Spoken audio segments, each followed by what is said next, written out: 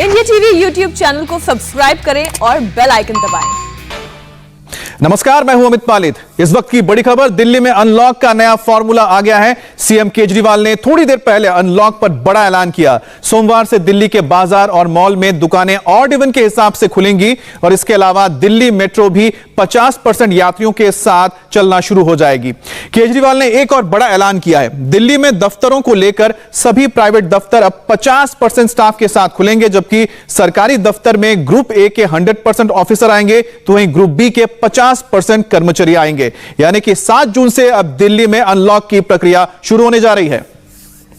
Odd even फॉर्मूले पर आपको बताते हैं आखिर क्या होने जा रहा है। 50% क्षमता के साथ मेट्रो दौड़ेंगी और 50% कर्मचारी अब ऑफिसेस में जा पाएंगे। तो मेट्रो की अगली सबसे बड़ी बात है कि 50% जो क्षमता के साथ अब मेट्रो दौड़ने लगेंगी, जिसका फायदा दफ्तर आने जाने वाले लोगों को मिलेगा। और इसके साथ ही जो प्राइवेट दफ्तर है वहां पर 50% कर्मचारी आ पाएंगे, यानी 50% कैपेसिटी के साथ प्राइवेट ऑफिसेस काम करना शुरू करेंगी। इसके अलावा सरकारी ऑफिसेस में क्या होगा यह भी आपको बताते हैं। बाजार तो ऑड इवन फॉर्मूले के हिसाब से खुलेंगे, यानी कि हो सकता है कि नंबरिंग के हिसाब से हो, जिस तरह से फॉलो किया जाता है, तो उसी तरह से ऑड इवन के हिसाब से दुकानें खुलेंगी और प्राइवेट दफ्तर में 50% कर्मचारी रहेंगे। इससे पहले आपको बता दें कि दिल्ली में जो अनलॉक की प्रक्रिया शुरू हुई थी, इसमें जो आपके फैक्ट्रीज थे उनको इजाजत मिली थी और कंस्ट्रक्शन जो काम हो रहे थे उसमें मिला था। अब 7 जून से और रियायत होने जा रही है। ये वाला जो लॉकडाउन पिछले हफ्ते ऐलान किया था वो सोमवार को सुबह 5 बजे तक है। उसके आगे भी लॉकडाउन जारी रहेगा, लेकिन काफी सारी और एक्टिविटीज में रियायत दी जा रही है, उनको खोला जा रहा है। एक तो जितने बाजार हैं, मॉल्स हैं, उनको खोला जा रहा है ऑड इवन के बेसिस पे, कि आधी दुकानें एक दिन खुलेंगी, आधी दुकानें दूसरे दिन खुलेंगी, आधी दुकानें एक दिन, आधी दुकानें दूसरे दिन। 10 बजे से सुबह 10 बजे से शाम को 8 बजे तक दुकान नंबर के हिसाब से, ऑड इवन के हिसाब से दुकानें खोली जाएंगी। दूसरी चीज, जो स्टैंड अलोन शॉप्स हैं और जो एसेंशियल सर्विसेज प्रोवाइड करने वाली शॉप्स हैं, वो ऑड इवन के बेसिस पे नहीं, वो रोज खुलेंगी। जितने दिल्ली में सरकारी दफ्तर हैं, उन सरकारी दफ्तरों में ग्रुप ए ऑफिसर्स जो हैं वो 100% काम करेंगे और ग्रुप बाकी उसके नीचे वाले जो हैं वो 50% काम करेंगे। लेकिन जो एसेंशियल सर्विसेज में काम करने वाले कर्मचारी हैं वो 100% काम करेंगे और हर एचओडी डिसाइड करेगा कि किसको एसेंशियल सर्विस कहना है और किसको 50% करना है और किसको 100% करना है। जितने प्राइवेट ऑफिसेज हैं, उन सभी प्राइवेट ऑफिसेज में 50% मैन पावर के साथ वो खोले जा सकते हैं और लेकिन कोशिश करेंगे कि ज़्यादा से ज़्यादा लोग वर्क फ्रॉम होम करें और अपने प्राइवेट ऑफिसेज कोशिश करें अपने टाइम को स्टैगर करने की। मेट्रो 50% कैपेसिटी के ऊपर चालू की जा रही है और ई कॉमर्स के ज़रिए जो सामान बेचने की प्रक्रिया है वो चालू रहेगी। तो मोटे मोटे तौर पे ये चीज़ों की रियायत दी जा रही है और मैं उम्मीद करता हूँ इसके बाद देखेंगे कि आने वाले हफ्ते के अंदर भी कोरोना की स्थिति अगर काबू में रही तो और कई सारी एक्टिविटीज़ को फिर उसके अगले हफ्ते खोलेंगे। तो इस खबर पर बात करने के लिए हमारे साथ संवाददाता भास्कर मिश्रा जुड़ गए। भास्कर, सबसे पहले तो एक बात ये बताइए कि जहां पर ये बताया जा रहा है कि स्टैंड अलोन जहां पर शॉप्स हैं वो पूरी तरह से खुल सकते हैं, वहां पर ऑड इवन फॉर्मूला इस्तेमाल नहीं होगा। ऐसे में क्या कोई भी मार्केट में दुकानें सब खुल सकती हैं, चाहे वो कपड़े की दुकानें हो या फिर स्टेशनरी शॉप्स हो या फिर दूसरे जो दुकानें होते हैं, चाहे रेस्टोरेंट हो, सब खुल सकते हैं? नहीं, देखिए अमित, इसमें यह है कि जो बाज़ार हैं बड़े बड़े दिल्ली में, चाहे वो लाजपत नगर हो, सरोजनी नगर हो, बड़े मॉल्स हैं, इनमें तो ऑड इवन के ज़रिए खुलेगा दुकान और दुकान के नंबर के लास्ट में जो डिजिट है उसके हिसाब से होगा कि कौन ऑड है कौन इवन है।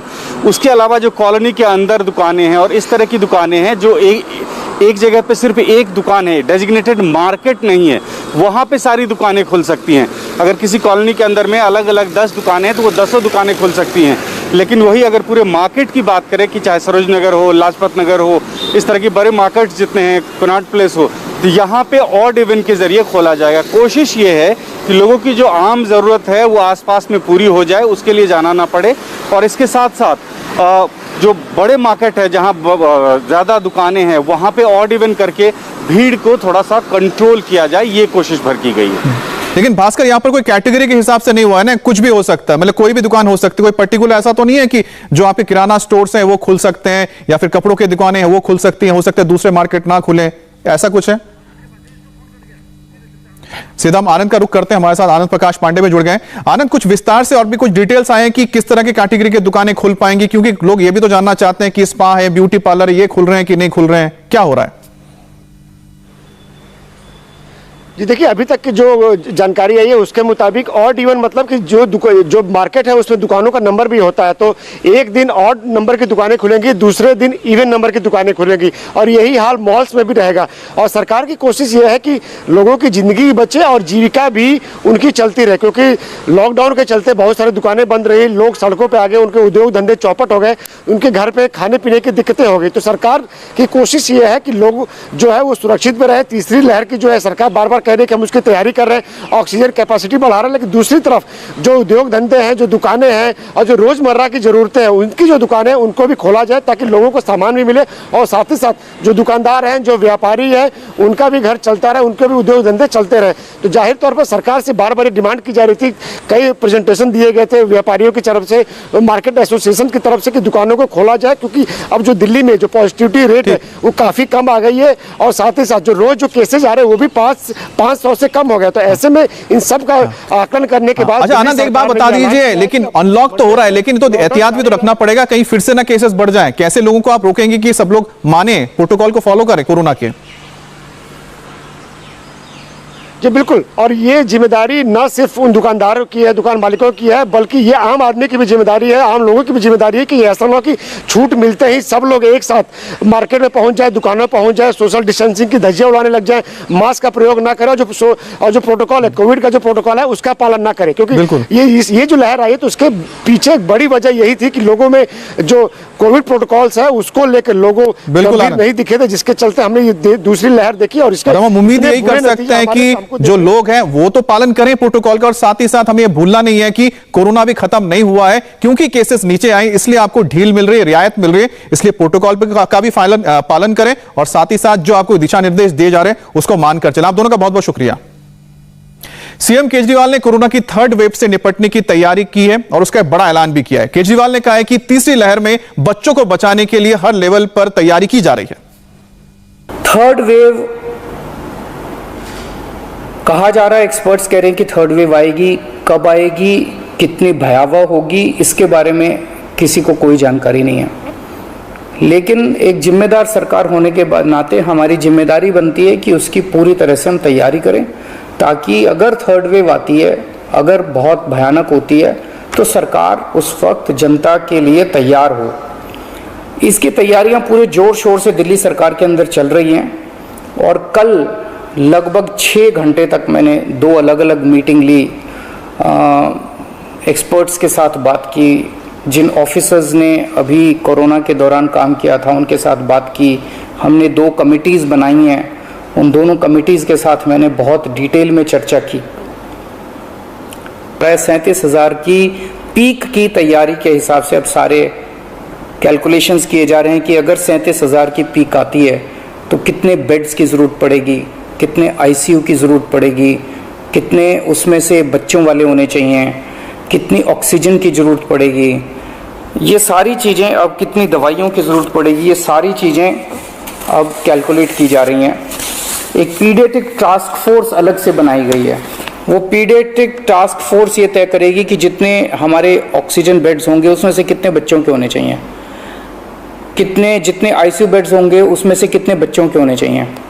जो बच्चों के होंगे उसके लिए फिर अलग किस्म का सारा इक्विपमेंट होगा, उसका अलग किस्म के मास्क होंगे, अलग किस्म का ऑक्सीजन का मास्क होगा, उसकी सारी चीज़ें अलग होंगी। वो पीडियाट्रिक टास्क फोर्स बना दी गई है कल, वो अलग से अपनी तैयारी करके अपनी रिकमेंडेशंस देगी।